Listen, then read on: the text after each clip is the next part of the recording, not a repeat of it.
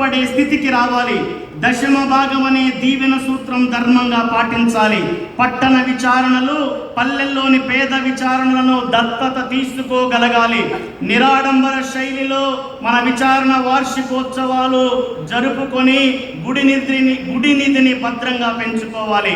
విచారణ గురువు, విచారణ ఆర్థిక సంఘ సభ్యుల నిధులు వినియోగంలో పారదర్శకత, స్పష్టత ఉండాలి.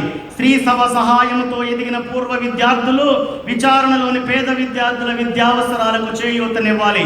విచారణలో ఉన్న మేత్రాసన లేదా విచారణ భూములు, ఆస్తులు, ఆదాయాన్ని బాధ్యతగా వినియోగించాలి, కాపాడాలి. విచారణలోని మర్యాదనం భక్త సంఘాలు కార్యోన్ముఖులుగా పనిచేయాలి. చిన్న పిల్లలను, విచారణలోని యువతను విచారణ సేవా కార్యక్రమాలలో భాగస్వాములను చేయాలి. ఉద్యోగ విరమణ చేసినటువంటి వారు వారి ఖాళీ సమయాన్ని స్వచ్ఛంద సేవకులుగా విచారణ బాధ్యతలకు తోడ్పాటునివ్వాలి. విచారణ పాలనలో నాయకత్వ బాధ్యతలో ఉన్న విశ్వాసులు ఎట్టి పరిస్థితిలోనూ విచారణ గురువును అగౌరవపరిచే పరిస్థితులు సృష్టించకూడదు.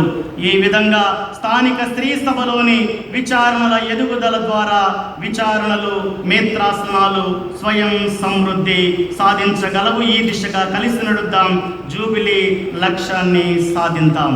ఈ ఉన్నతమైన అవకాశాన్ని నాకు